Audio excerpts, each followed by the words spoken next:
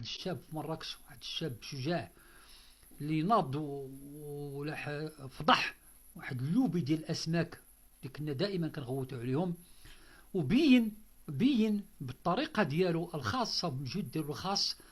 هو وداكشي اللي بينو هو غيض من فيض. داكشي اللي شافوا المغاربه بداك الفيديو ديال الشاب اللي من مراكش، على اساس انه راه هو غيض من فيض، راه بحال قلتي نقطه في كتاب في صفحه، راه ماشي غير في ذاك المارشي ولا في ذاك الحوت كيدار ديك القضيه. موضوع الترقي الشاب ديال اللي في مراكش راه عنده الحق في داكشي كله اللي قال، لانه فضح كيف فضح هو القضيه ديال الحوت، كما فضحت الجمارك ديال موريتانيا القضيه ديال الخضر والفواكه. هنا غادي نرجع لكم لهذا الموضوع هذا. السردين اصلا 3 دراهم، راه بالتصريح ديال اطور كبيره في الفيدراليه ديال السمك في المغرب، اللي كيقولوا بانه السردين في جميع التراب المملكه كيبيعوه البواخر، كيبيعوه ب 3 دراهم الكيلو، 3 دراهم الكيلو، الا باستثناء بعض المدن الصحراويه اللي كيتباع فيها المدن ديال المدن ديالنا الصحراء ديالنا اللي كتباع فيها ب2 دراهم ونص. كذلك الحال قيس على ذلك مجموعه ديال الاسماك. ثانيا خصنا نعرفوا واحد القضيه، ان انا ملاحظتو دابا بان داك الشاب ما بغاوش يخلوه يدخل للسوق، لان كان نزل الثمن شي شويش، من بعد تشدت معاهم عاود دار ثمن هو اشد عليهم باش يفضحهم ويفضحهم امام الراي العام المغربي، وفعلا نجح في هذيك المهمه ديالو. واللي بغيت نقول لكم بان المشكل ديال الحوت راه ماشي غير في السردين كاينه، بل كذلك جميع الانواع ديال السمك الاخرين، باش تعرفوا بان راه اللوبيات والوسطاء والمضاربين هما اللي ولاو كيخلقوا الازمه في المغرب. حنا قلناها في الاتحاد المغربي وقلناها في جمعيه حمايه المسكين باكادير الكبير مرارا وتكرارا، قلنا لكم بان هناك الوسطاء والمضاربين راه هما اللي كيخلقوا الفقر وهما اللي كيخلقوا الازمه وغلبوا على الحكومه. لم تستطيع هذه الحكومه هذه تغلب عليهم، رغم ان الخرجه ديال الاستاذ بيتاس الناطق الرسمي باسم الحكومه اللي ناض وخرج وقال بانه راه الحكومه عارفه هاد المضاربين وكذا، راه هما اللي خلقوا الازمه هما اللي خلقوها، ومن بعد خرج وما داروا والو، ومن بعد خرج بتصريح اخر من بعد كيقول بانه ما كيعرفوهمش. علاش المضاربين فين كاينين هما؟ مالهم جن؟ راه هما انس، راه كيتحركوا في السوق، كيكونوا في الاسواق، كيتعرضوا للكاميونات. والشيء اللي وقع يا المواطنين الاعزاء راه ماشي غير في الحوت بوحدو، راه نمشي لكم انا بعيد جدا. راه خصكم المراجعه حتى بالنسبه للمواد الغذائيه. واش المواد الغذائيه عند التاجر اللي ما كتحسوش بها راه كل شهر شهرين راه كتزاد 20 سنتيم 30 سنتيم 10 سنتيم، ما كتحسوش بها، وهما كيزيدوها بدون مبرر. وهذا الشيء في علم الحكومه، وعطيناهم الحلول على اساس يخفوا على المواطن ويوقفوا هذا التسيب هذا اللي كاين، حيت التجار ديال الازمات والتجار ديال الفقر اللي كيصنعوا الفقر في بلادنا، الحكومه لو انها بغات تحبسهم عندها حلول، غنقولها لكم الحلول من بعد غادي نطرقوا لها.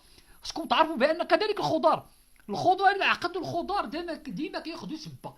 كيقولوا لا راه الشتاء ما كاينه، من بعد كيقول لك لا راه هناك دوده معينه ولا شي ميكروب معين، كل خطره كيخرجوا. كان الشتاء كيقول لك الشتاء فسدت الخضار، كان الصاد كيقولوا الصاد هو اللي فسد الخضار، كان حتى جات الجمارك الموريتانيه راه سبحان الله العظيم ربي كيحفظهم كل محطه. فضحهم في الاول مع الجمارك الموريتانيه، ملي يرجعوا لهم الكاميوات ديالهم كنا ديك الساعه كنشريو مطيشه ب 15 درهم 13 درهم 15، وصلت واحد الوقت ل 20 درهم. ولكن ملي رجع لهم الجمارك الموريتانيه الكاميوات ديالهم رجعوا السلعه ما كانتش تخسر ورجعت كتباع في السوق الوطنيه.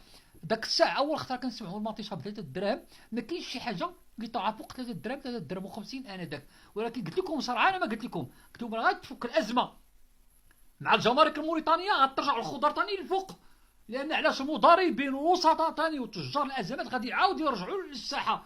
راه انا داك الوقت راه كان توازي الفلاحه انا داك خرج بواحد الخرجه انا استحي منه باش يخرج بديك الخرجه اللي خرج بها، وهو ممثل ديال على راس وزاره الفلاحه كيقول بانه راه الخضره ملي رخصت راه ماشي قضيه الجمارك وانما هي اراده حكوميه، وبغاو يسرقوا حتى الخطا ديالهم اولوه ردوه كانه هما اللي رخصوا الخضره ماشي الجمارك الموريتانيه هي السبب. علاش؟ عارفين الخلفيه، هما عارفين بانه كيمارسوا التآمر على المواطنين، عارفين بانه خلاو التجار والوسطاء والمضاربين كيبداو يغلوا كما بغاو.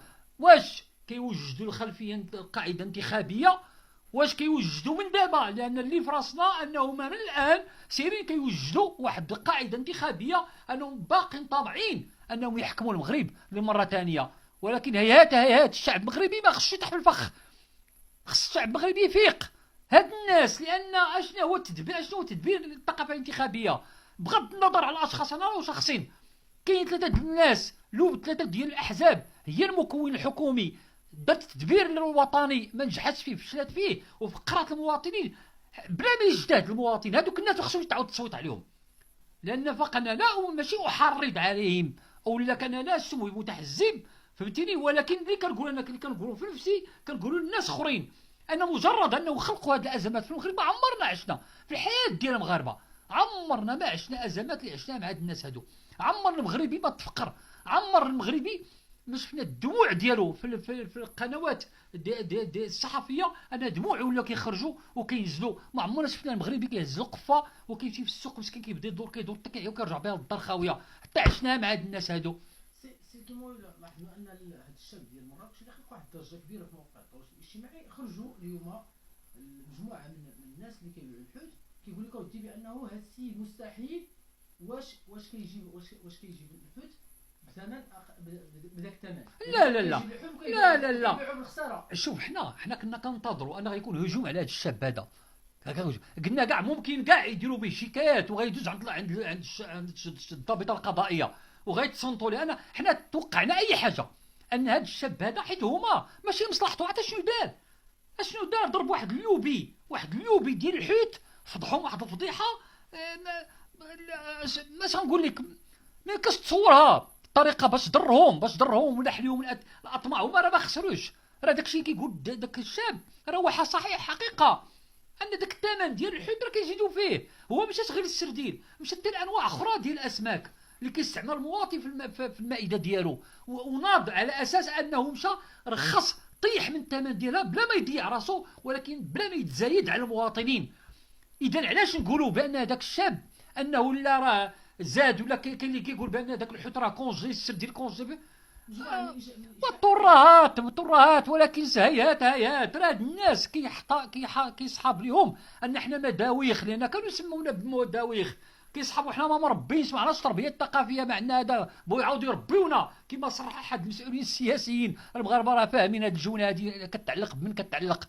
هذاك الشاب داكشي قال صحيح، وقلنا حنا من قبل قلنا لكم بان هذا التسيير كاين تسيير في الاسعار، وهناك الوسطاء والتجار واللوبيات اللي كيصنعوا الازمه. بلادنا راه ما فيهاش ازمه، ربي حبانا الله عز وجل بثروات في البحار في البر في الباطن، ثروات فلاحيه، حتى القطيع ديال الحيوانات مشاو ليه كيداروا تخلقوا فيه ازمه بالطرق ديالهم السحريه ديالهم، وخلاو المغاربه فعلا يؤمن ان هناك ازمه. وقلنا لهم ودي الله يكثر خيركم كما القضيه ديال الحوت داروها في قطاعات اخرى. قلنا لهم على القطيع علاش تمشيو تعاود تخرجوا الدعم، حيت دخلوها في ميزانيه ديال 2025.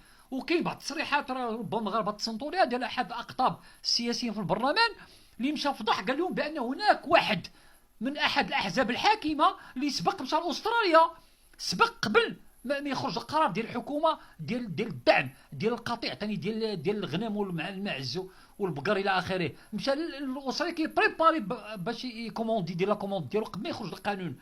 والناس موجدين بغاو يعلفوهم وكيزيدوا علاش؟ لانه ضحكوا علينا مرارا وتكرارا على مدى 3-4 سنوات. ملي كيشوفوا كيضحكوا علينا حنا ما كاين حتى شي ردة فعل.